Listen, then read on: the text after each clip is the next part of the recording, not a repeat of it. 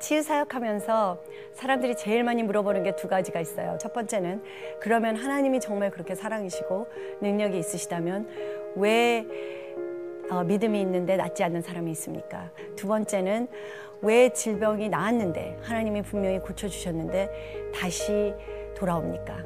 저 자신이 그 두 가지를 가지고 많이 씨름을 하면서 하나님에게 물어보고 또 하나님의 말씀 안에서 대답을 찾으려고 했었기 때문에 믿음이 없어서 그런 건 아닌데 왜 그럴까? 치유는 하나님의 말씀에만 기초해서 하나님이 하신 말씀만 믿어라.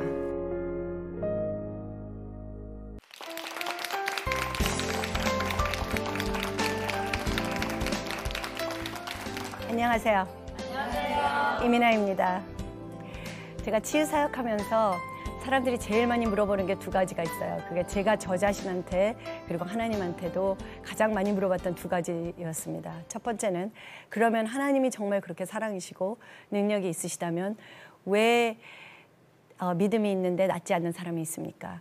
정말 믿음의 거장이시고 그리고 우리가 봤을 때는 그분에게 병이 나야 될 이유가 없는데 질병으로 고생하시다가 어떤 때는 낫지 않고 그렇게 가시는 분들도 계시잖아요. 그것에 대한 질문이 저 자신에게도 항상 있었습니다. 근데 저에게 와서 그걸 많이 물어봅니다. 두 번째는 왜 질병이 나았는데 하나님이 분명히 고쳐주셨는데 다시 돌아옵니까? 왜 일단 하나님이 고쳐주신 것이 왜 그것이 완전하지가 못합니까? 이렇게 물어보는 사람들이 있습니다.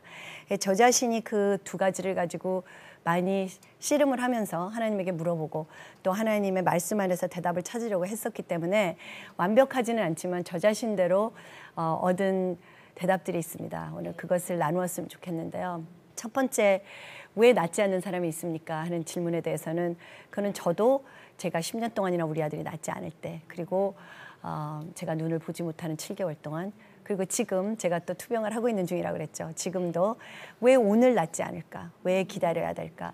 그리고 낫지 않은 채로 우리가 치유를 보지 못한 채로 또 가시는 분들은 그러면 그건 왜 그런가? 그분들이 절대로 믿음이 없어서 그렇지 않은 수도 있거든요. 네. 제가 가장 사랑하는 저에게 많은 영향을 주신 그 영적인 어머니 중에 한 분이 폐암으로 돌아가셨습니다.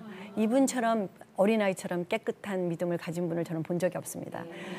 죽으시는 바로 그 달까지도 하나님 나 고쳐주셔 하고 생글생글 웃으시고 얼굴이 해처럼 빛나셨는데 그런데 가셨어요.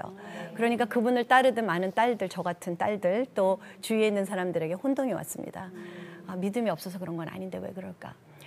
저에게 그 대답을 하나님이 주신 것은 이 세상에서 하나님의 말씀이 하늘에서 이루어진 것처럼 완벽하게 땅에서도 이루어지는 하나님의 나라가 아직 이곳에 임하지 않았기 때문이라는 것입니다.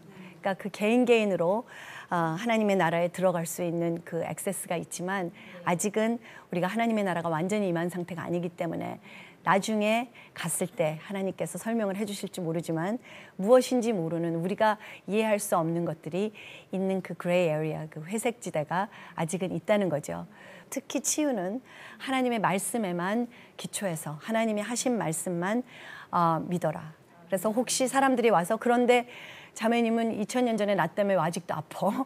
왜 가서 캐스캔을 찍으면 왜 아직까지도 종양이 나와요? 저는 거기에 대한 대답이 없습니다. 지금 왜 기다리게 하시는지 모릅니다. 그리고 또 제가 낫지 않고 죽을 수 있어요. 저는 그 가능성이 절대 없다고는 말하지 않습니다. 그렇지만 그것이 하나님의 뜻이 아니라는 것은 저는 하나님 말씀대로 선포할 수가 있습니다. 하나님이 시편 103편에서 하나님은 우리의 모든 죄악을 용서하시고 우리의 모든 질병을 고치시는 분이라고 했습니다. 그리고 예수님은 두루 돌아다니면서 마귀에게 억눌린 모든 자를 고치셨다고 했습니다. 마태복음, 마가복음, 누가복음, 요한복음을 보면 몇십 번, 몇백 번 되풀이해서 나오는 말이 있습니다. He healed them all. 그들을 모두 고치셨다. 그들을 모두 고치셨다. 그들을 모두 고치셨다. 그 즉시 모두 고치셨다. 이것이 하나님이 말씀하신 말씀이라면 나의 믿음은 그 말씀에 의거해야지 내가 봤는데 10명은 낫더니 11명째는 안 낫더라. 하나님은 어떤 때는 고치시고 어떤 때는 안 고치시는 분이다. 이런 데서 틀린 신학이 나옵니다. 왜냐하면 그것은 나의 경험에 베이스가 있는 거지 하나님의 말씀에 있는 게 아니기 때문에 그것이 첫 번째 저의 대답이고요. 제가 받은 그 자리에서 제가 완전히 남에게 그것을 설득시킬 수 없을지 모르지만 저 자신은 그 안에서 평강을 찾았습니다. 하나님이 눈에 보여주셔야만 제가 믿는 것은 아닙니다. 그래서 지난번에 지난 시간에 끝낸 그 똑같은 말씀, 고린도후서 5장 말씀, 우리는 믿음으로 사는 것이지 눈으로 사는 사람들이 아닙니다. 눈으로 사는 것에는 내가 보는 것뿐만이 아니라 우리의 오감 그리고 우리의 경험, 우리가 인간으로서 체험할 수 있는 이 세상에서 naturally, 이 세상에서 자연적으로 체험할 수 있는 모든 것을 이야기하는 것입니다. 내가 보아서 경험으로서 믿는 믿음에는 한계가 있어요. 내가 기도했더니 우리 아이가 자폐가 낫대더라. 그러므로 하나님은 고치시는 분이시다. 이런 믿음은 아이가 낫지 않으면 없어집니다. 내가 암이 걸렸었는데 바디메오처럼 소리 질렀더니 낫게 해주시더라. 그러므로 하나님은 암을 고치시는 하나님이다. 이런 믿음은 내가 정말 기도했는데 우리 아버지나 어머니가 병이 안 나신다. 그러면 모래성처럼 무너집니다. 하나님의 말씀은 변치 않습니다. 내 인생에서 그것이 이루어지든 안 이루어지든 저는 그것을 믿겠습니다 하고 결정하는 그 순간 우리는 그 성경 말씀대로 내 눈에 보이는 것, 내 세상에 내가 아는 것, 그리고 내 경험대로 사는 세상적인 사람들과 구별되면서 믿음으로 사는 믿음의 사람이 되는 것입니다. 하나님이 우리에게 치유보다 더 주고 싶어 하시는 것이 믿음입니다. 이 믿음만이 우리의 영혼을 구원할 수가 있습니다. 두 번째, 그러면 분명히 하나님이 고쳐주셔서 내가 너무너무 기가 막힌 기적을 체험했는데 그런데 왜 또 병이 납니까? 제가 갑상선암이 기적적으로 낫습니다. 하나님이 고쳐주셨어요. 의사가 이거는 절대로 호르몬암이기 때문에 완치가 안 된다고 했는데 그 똑같은 의사의 입에서 나는 이거를 이해할 수가 없습니다. 그런데 당신의 몸에는 갑상선 호르몬암이 하나도 없습니다. 딴 거로 죽을지 모르지만 갑상선암으로는 절대로 안 죽습니다. 갑상선암은 특수암이기 때문에 갑상선 호르몬 안에서만 자랍니다. 근데 저는 지금 호르몬이 다시 자라도 암이 다시 같이 자라지를 않는데 그것은 의학적으로 있을 수가 없는 일이라고 해요. 그래서 제가 그런 기적을, 엄청난 기적을 체험했습니다. 그러면 저는 병이 다시 안 나야 되잖아요. 그리고 병이 나면 그 자리에서 지난번에 하니까 됐더라. 그리고 똑같이 하면 그 자리에서 나야 되잖아요. 그런데 그렇지 않은 것, 거기에 대한 의문이 저에게 있었습니다. 이번에 제가 다시 암이 위암이 생기면서 거기에서 난소와 뼈로 이렇게 확장이 됐다는 얘기를 들었어요. 처음에는 제가 굉장히 실망이 되더라고요. 왜 이렇게 됐을까? 왜 한 번 났는데 왜 다시 났을까? 그렇지만 지난번에도 고쳐주신 하나님이 이번에도 고쳐주실 거야 하고 제가 믿음으로 선포하기 시작했는데 빨리빨리 안 나는 거예요. 7월, 8월에는 통증도 굉장히 심했습니다. 복수도 굉장히 많이 차고 지금은 복수도 없어지고 통증도 없어졌으니까 믿기가 좀 쉽습니다. 그런데 당장 아플 때, 지금 당장 통증이 엄습해 올 때, 그리고 당장 복수가 빠지지 않을 때, 그럴 때 그 믿음을 놓치지 않는 건 참 힘듭니다. 다시 똑같은 대답을 하나님이 주셨습니다. 하나님의 말씀 안에서만 그 치유를 받는 것뿐만이 아니라 지킬 수 있다는 것. 그래서 그 치유를 지키는 것에 대해서 오늘 얘기하고 싶습니다. 그 치유를 놓치지 않는 것. 내가 지금 어저께는 났는데 오늘 또 아프고 그래서 내일 가서 또 낫고 이러면 피곤하잖아요. 그러니까 한번 치유라는 곳에 들어가서 그곳에서 머무를 수 있는 것. 그런데 그것이 왜 중요하냐면 치유는 우리를 구원하지 않습니다. 그런데 이 치유를 내가 계속해서 유지하는 과정 안에서 만나는 하나님, 그리고 그 예수님에 대한 믿음은 우리를 구원합니다. 그러니까 하나님이 우리에게 주시고 싶어 하시는 것은 어떤 상황에서도 흔들리지 않는 하나님을 아는 것, 하나님에 대한 믿음입니다. 그래서 그러면 치유가 내 것이 되어서 내가 치유받았다는 간증뿐만이 아니라 내가 이 치유 안에서 살고 있습니다. 내가 이 치유가 있는 하나님의 나라에서 살고 있습니다. 아버지의 집에 거합니다 하는 간증을 할 수가 있죠. 그 간증이 저는 진정한 구원의 간증이라고 생각합니다. 그래서 거기에 지금도 저는 완전히 가지는 못했지만 들어가려고 노력하고 있습니다. 히브리서 4장에서 그랬죠. 너희는 그 안식에 들어가도록 힘쓰라. 그 안식이라는 장소가 있습니다. 예수님이 우리를 위해서 보혈을 흘리시고 문을 열어놓으신 휘장 안으로 걸어 들어갈 수 있는 지성소, 하나님의 임재하심이 항상 있는 곳, 그곳에는 질병도 없고 그곳에는 악도 없고 흑암이 없습니다. 그곳에 들어가서 머물기만 하면 이 세상에서 불치병이라고 하는 병도 그 자리에서 사라질 수 있는 곳이 하나님의 임재한 함 안입니다. 그 안에 어떻게 머무는가 하는 것을 예수님이 가르쳐 주셨어요. 세 가지 이야기를 통해서 오늘 그것을 나누고 싶습니다. 첫 번째 이야기는 우리가 다 아는 베데스다 연못에서 고쳐주신 병자의 이야기.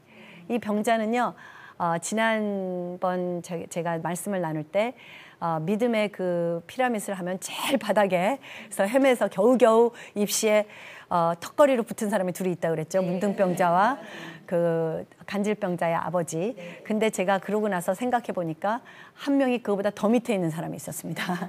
이 사람들은 그래도 겨자씨만한 믿음은 있었는데 아예 믿음이 하나도 없었던 사람이 있었습니다.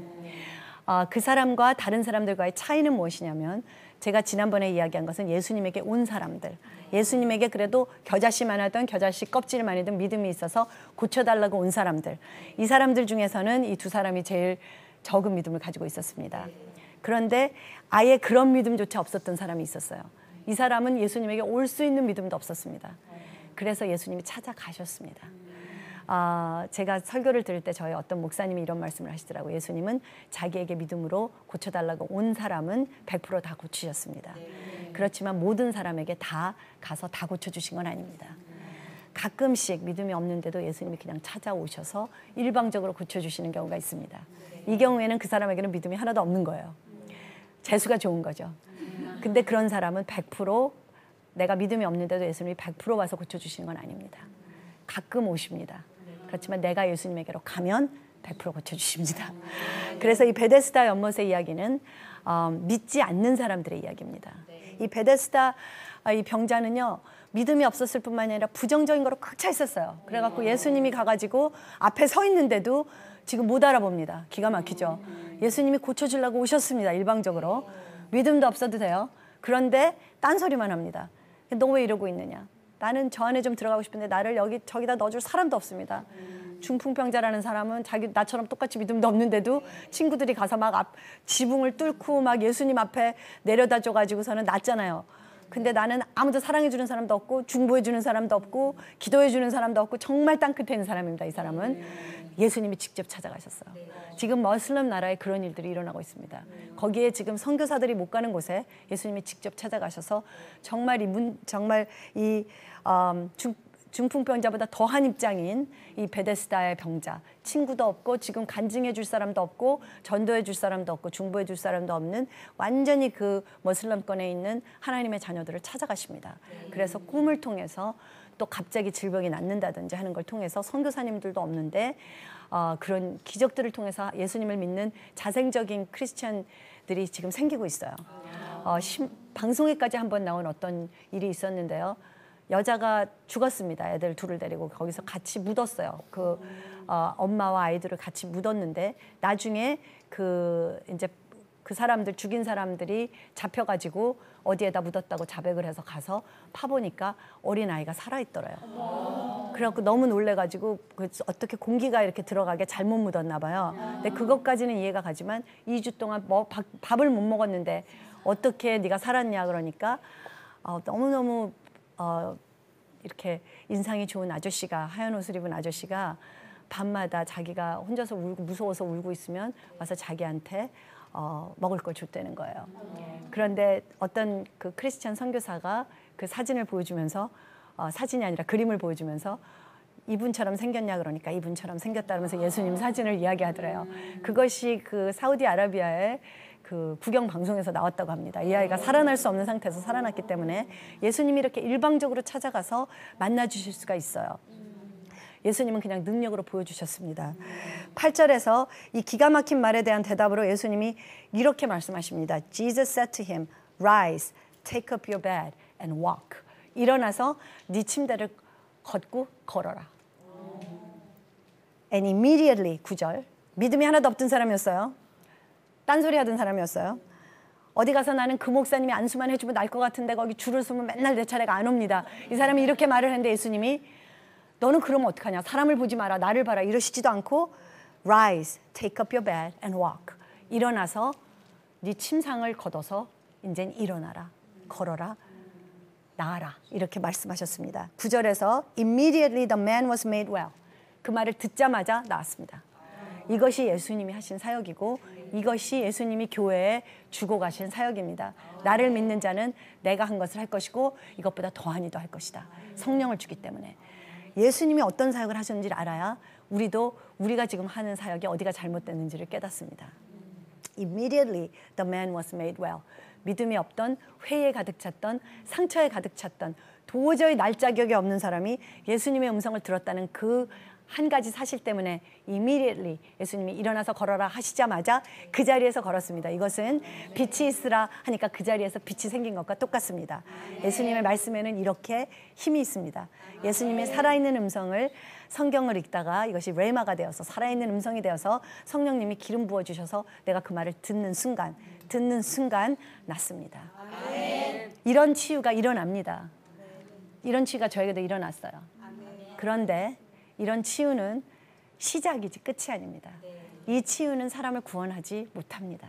치유받아서 사람이 구원받는 것이 아니에요. 치유는 너무너무 지금 하나님을 모르는 이 절름발이 병자와 같은 이 사람에게 하나님이 충격요법으로 내가 하나님이다, 내가 너를 사랑한다, 내가 살아있다 하고 보여주시는 것에 불과합니다. 그것을 보고 그냥 집에 돌아가서 옛날처럼 똑같이 살면 그것이 치유가 일어나기 이전보다 오히려 더 나빠질 수도 있어요.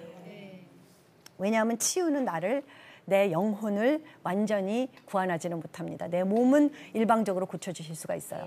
고쳐주시는 이유가 그 치유를 통해서 내 영혼이 구원받기를 위해서 그렇습니다. 이 나를 고쳐주신 이분이 누구신가? 내가 이분을 좀 알아야 되겠다. 내가 이분과 관계를 맺고 싶다. 이분을 찬양한다. 이 영혼의 변화가 치유로 인해서 일어나야지만 구원이 이루어집니다. 제가 처음에 암이 나왔습니다. 그런데 그 암이 저를 완전히 하나님의 사람으로 만드는데 또 10년이라는 세월이 지나갔어요. 그랬다고 해서 제가 그 암이 났다고 해서 그 자리에서 하나님을 완전히 믿은 게 아니에요. 또 의심하고 또 하나님이 아니면 내 힘으로 하려고 그러고, 그러면은 다시 하나님이 다시 저를 만나주시지 않으면 그 옛날에 10년 전에 암이 치유받았던 기억만으로는 내가 이 구원의 길을 계속 걸어갈 수가 없는 것입니다. 그래서 이 사람이 지금 이렇게 굉장한 기적을 체험하고 교회로 돌아가서 간증을 했습니다.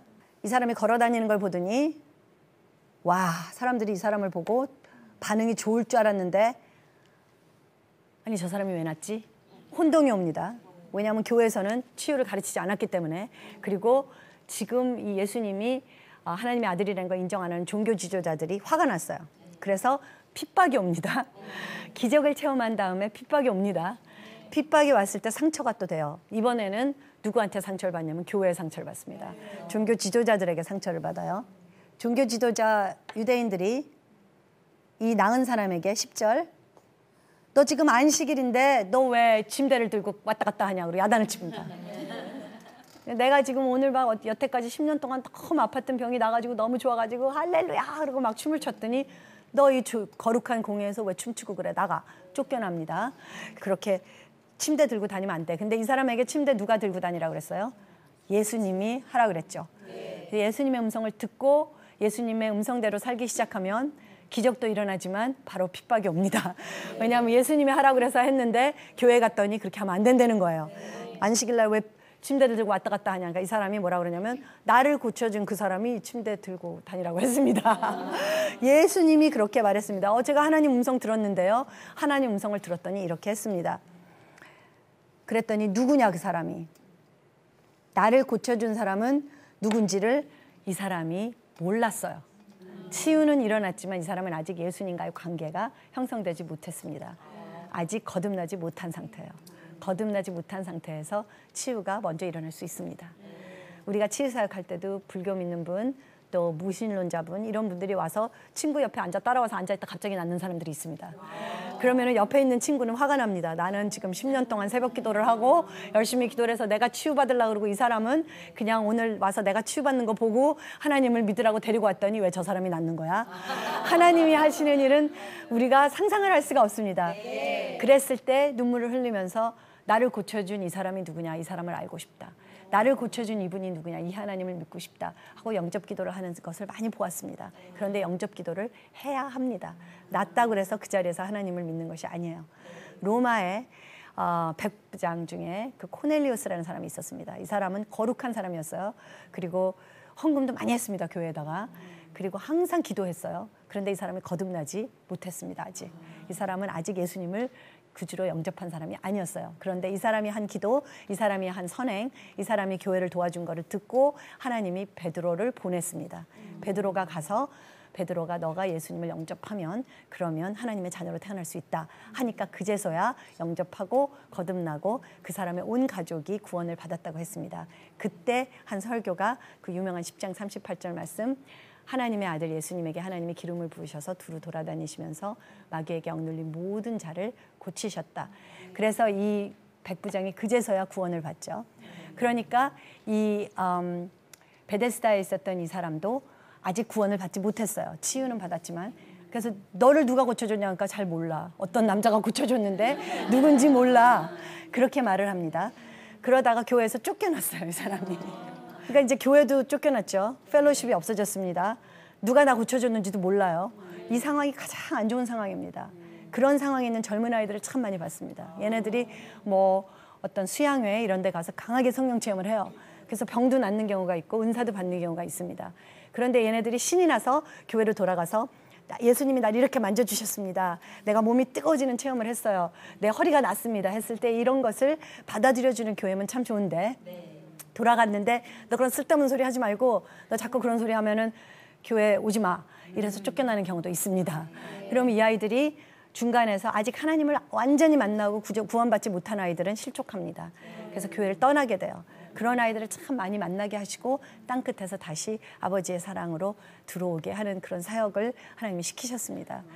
그래서 그런 아이들에게 제가 해주는 이야기가 바로 이거예요. 예수님이 얼마나 좋으신 분이냐면 이렇게 지금 몸은 낫지만 이번에는 영혼의 상처를 받아서 그 사람들에 대한 그 하나님의 사람들에 대한 미움, 하나님의 사람들에 대한 원망 이런 것으로 가득 차 있는 이 병자에게 예수님이 다시 한번 찾아오십니다.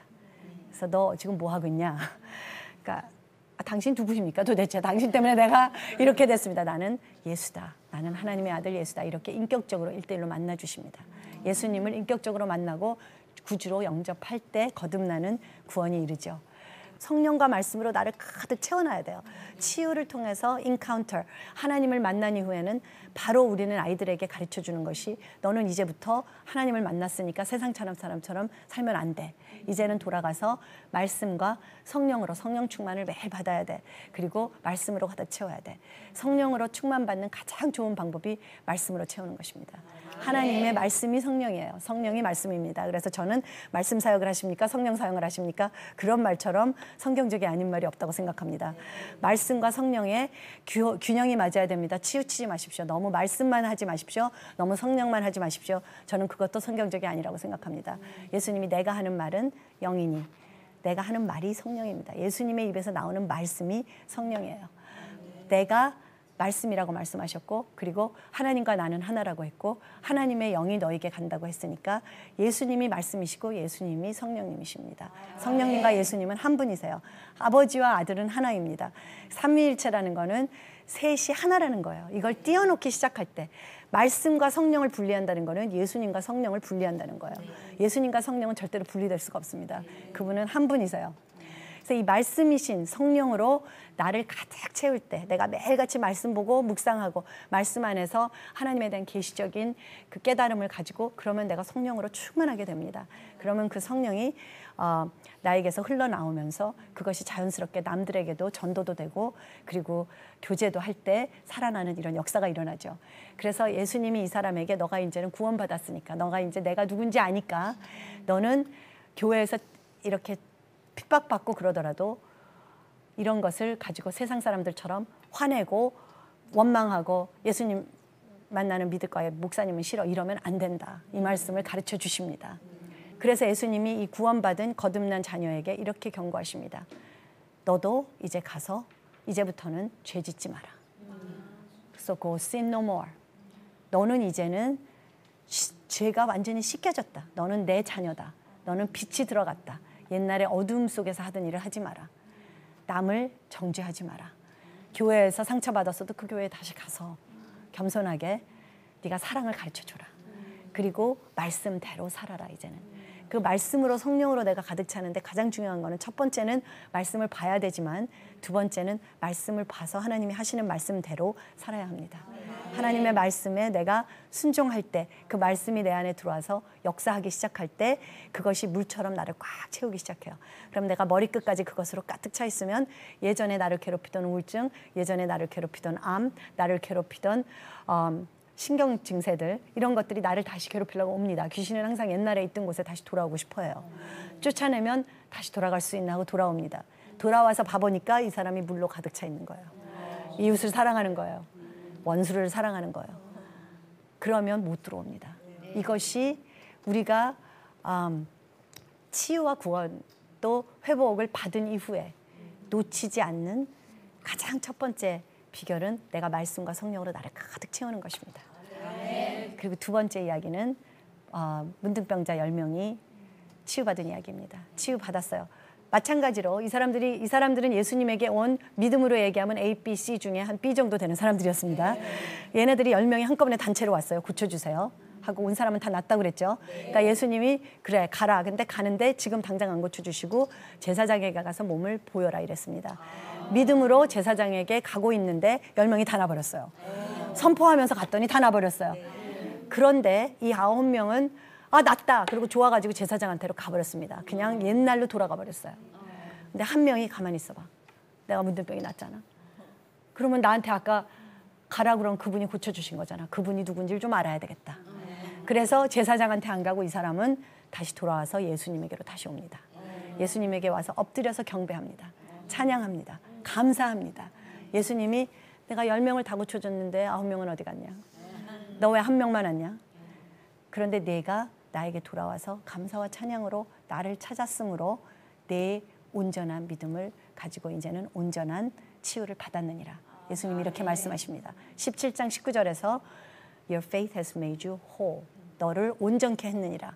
이 소리는 뭐냐면 이제 네가 받은 이 치유는 이제 뺏기지 않는다. 너는 뺏기지 않는다. 네가 받은 이 구원은 뺏기지 않는다. 그 비결이 어디 있느냐면 예수님에게로 계속 돌아오는 거예요. 예수님에게로 계속 돌아와서 감사하는 거예요. 예수님에게로 계속 돌아와서 찬양하는 거예요. 우리의 구원을 뺏기지 않으려면 계속 구원의 감격이 없어지면 안 돼요. 그냥 아침에 일어났는데 내가 구원받았잖아.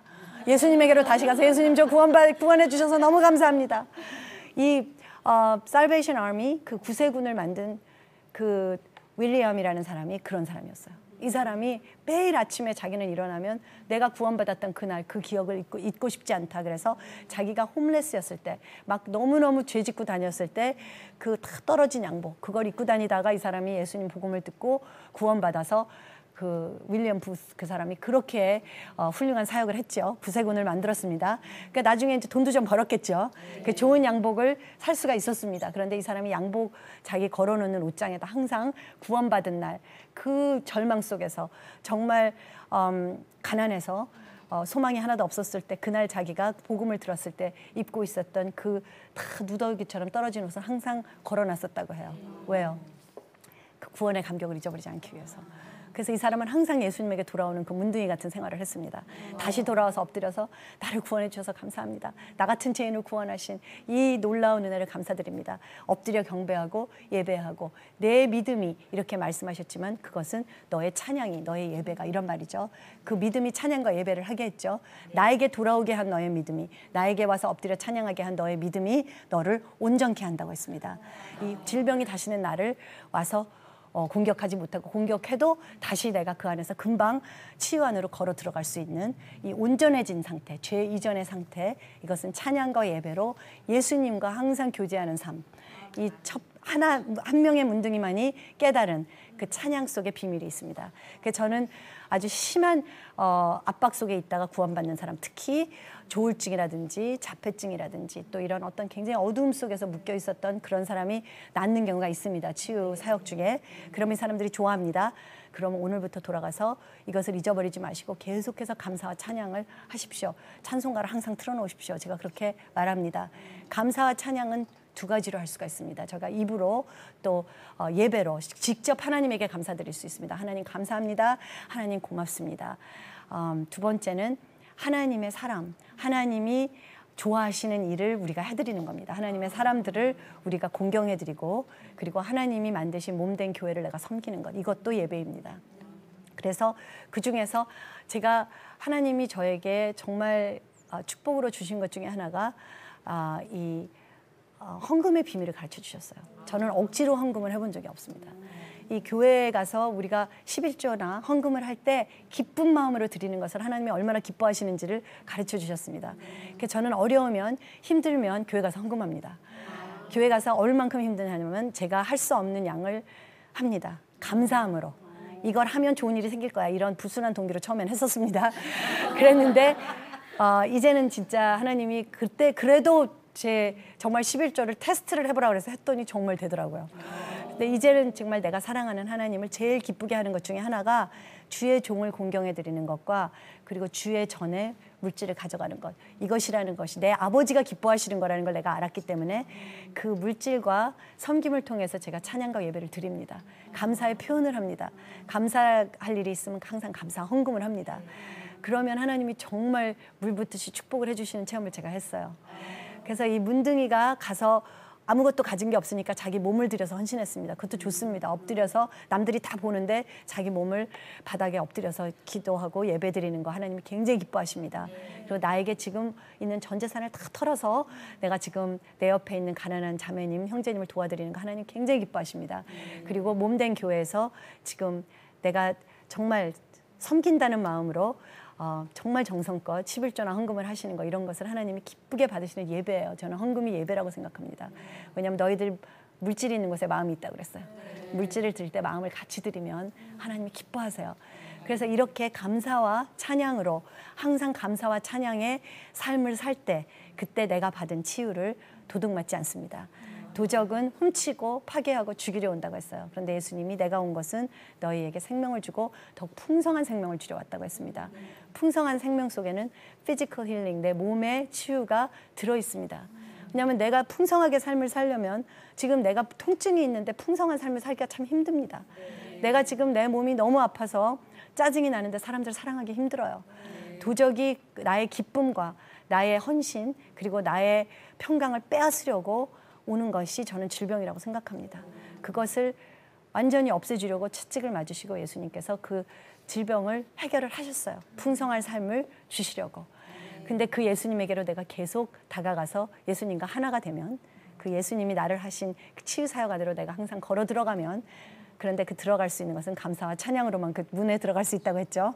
감사와 찬양의 삶을 살면 예수님과 내가 하나가 되기 때문에 다시 공격을 받지 않고, 공격을 받는다고 하더라도 금방 극복할 수 있는 힘이 생깁니다. 그것이 저는 풍성한 삶이라고 믿습니다. 내가 지금 말깁니다 암이, 그래도 금방 날 거야 하고 웃을 수 있는 삶, 그것이 풍성한 삶입니다. 어떡하지? 죽으면 어떡하지? 그러고 막 이것저것 뛰어다니고 전화하고 자매님 어떡하지? 이런 삶이 저는 풍성한 삶이라고 생각하지 않아요. 그래서 이 찬양과 예배를 통한 치유의 그 유지함, 그것이 문둥병자의 이야기입니다. 그런데 마지막 한 가지 이야기가 더 있습니다. 이 죄를 짓지 않고 그리고 찬양을 하고 이렇게 여러 가지 삶을 살아야 되는데, 예수님이 또 하나 우리에게 비밀을 가르쳐 주신 것이 있어요.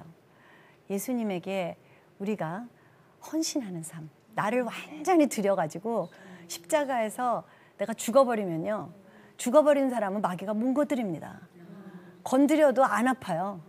그러니까 그 다음에는 아무리 공격을 해도, 원수가 물려와도 나는 항상 기쁘게, 내가 매일 기쁘게 순례의 길을 걸을 수 있는 그 비밀이 십자가에 있습니다.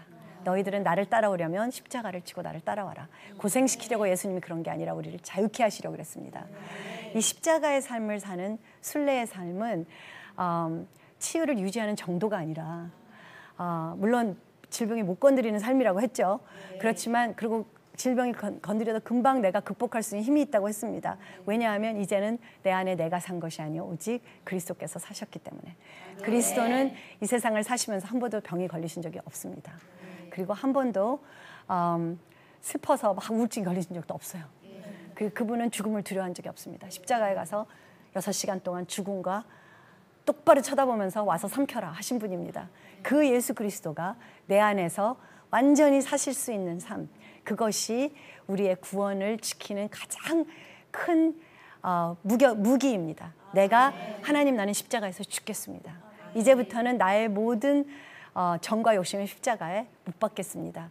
하나님 오셔서 오늘부터는 나의 주님이 되어 주십시오. 정권이 양이 완전히 되는 것. 그래서 나는 이제는 내 안에 계신 예수 그리스도의 음성만 듣겠다. 나는 이분이 하는 말대로만 살겠다. 나는 이분이 아니라고 하는 건 안 믿겠다. 이분이 말씀하신 것은 따지지 않고 무조건 믿겠다. 이렇게 내가 헌신하는 것. surrender, 완전히 예수님에게 항복하는 삶. 이 삶이 바로 능력의 삶입니다. 그래서 예수님께서 네가 네 가족과 네 전답과 너의 모든 생명을 다 버리고 나를 따라오면 이 세상에서 그것도 되돌려 받는다고 했어요. 그렇지만 핍박과 겸해서 되돌려 받는다고 했습니다.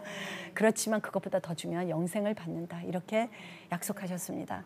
되돌려 받는 것 중에는 육체적인, 신체적인 치유도 들어있습니다. 또 실제로 나를 버리고 간 남편이 실제로 돌아올 수도 있어요. 또 우리 어머니 아버지가 나하고 실제적으로 회복을 할 수도 있습니다. 그런데 예수님이 하시는 말은 너희들이 나를 위해서 이 세상에 있는 너의 생명과 너의 관계 그리고 물질 이런 걸 완전히 다 버리고 나만 쫓아오면 그러면 이 세상에서도 내가 원하는 것들도 내가 돌려보내주지만 그것이 문제가 아니라 그것보다 더 큰 것, 치유보다도 관계 회복보다도 그리고 물질의 회복보다도 물질의 축복보다도 더 중요한 영생, 예수님을 아는 하나님과 하나 되는 하나님의 자녀 되는 이 영생의 축복이 이루어진다는 거예요. 아멘. 그 영생 안에서 천국의 삶을 누리고 있는 사람에게는 구원 안에 있기 때문에 하늘의 나라에 있는 것들이 내 인생에서 나타나게 됩니다. 그래서 가장 중요한 것이 저는 하나님에게 내 인생을 완전히 드리는 헌신이라고 생각합니다. 함께 기도하시면서 오늘 하나님 저에게 주신 구원, 저에게 지금 주신 치유, 앞으로 주실 치유, 그리고 앞으로 주실 회복들을 감사드립니다. 그렇지만 그런 것들이 하나도 없다고 하더라도 저는 하나님에게 초점을 맞추겠습니다 하는 그런 헌신의 기도를 하고 끝냈으면 좋겠습니다. 하박국이 그걸 깨달았어요. 하박국이 왜 우리를 구원 안 해주십니까? 왜 이 사람들이 이럽니까? 하나님을 만나기 전에는 질문이 많았습니다. 근데 하나님과 인카운터, 하나님을 직접 만났어요. 하나님이 어떤 분인지를 계시적으로 깨달았습니다. 그래서 마지막 하박국서의 마지막에서는 이렇게 고백합니다. 나의 무화과 나무의 열매가 맺지 않더라도 외양간에 소가 없더라도 그리고 우리의 인생에서 지금 이루어지는 일이 내 눈으로 보고 손으로 만질 수 있는 치유가 다 없다고 할지라도 나는 나를 구원하신 구원의 여호와 당신을 인하여 기뻐할 것입니다. 나는 감사할 것입니다. 나는 찬양할 것입니다. 이 찬양과 감사가 있는 삶 그리고 하나님에게 헌신이 있는 삶 그 삶은 어떠한 환경에서도 승리할 수 있는 승리의 삶입니다. 그것이 하나님이 우리에게 주시려고 예수님을 십자가에 죽이시기까지 우리에게 주신 영생이라는 우리의 가장 중요한 유업입니다. 아멘. 그것이 오늘 여러분들의 것이 확실히 되기를 원합니다. 함께 기도하겠습니다. 하나님 아버지 감사합니다. 하나님 예수님 보내셔서 우리를 베데스다 그 못에 있던 병자 같던 저희들을 구원해 주시고 치유해 주시고 그리고 그 구원과 치유를 지키는 방법까지 가르쳐 주셨으니 감사합니다. 그 한 명의 문둥병자처럼 우리가 항상 예수님에게로 돌아가서 예수님 발치에 엎드려 예수님을 예배하는 예배자의 삶을 살기를 원합니다. 예수님만이 우리의 주인이 되시고 예수님에게 우리 인생의 모든 것이 바쳐지는 헌신의 삶을 살고 싶습니다. 예수님이 용서하라고 하면 용서하게 되고 예수님이 사랑하라고 하면 사랑하게 되는 나의 생각과 나의 의지와 나의 감정이 완전히 주님에게 굴복하는 십자가의 그 순교가 오늘 내 인생에 임하기를 원합니다. 이제는 내 인생에서 내가 산 것이 아니라 오직 나를 사랑하사 나를 위하여 자기 몸을 버리시고 채찍 맞으시고 수치 받으시고 그리고 죽음까지 삼켜버리신 십자가의 예수 그리스도를 믿는 믿음으로만 오늘부터는 살겠습니다. 예수님의 이름으로 기도드렸습니다. 아멘. 감사합니다.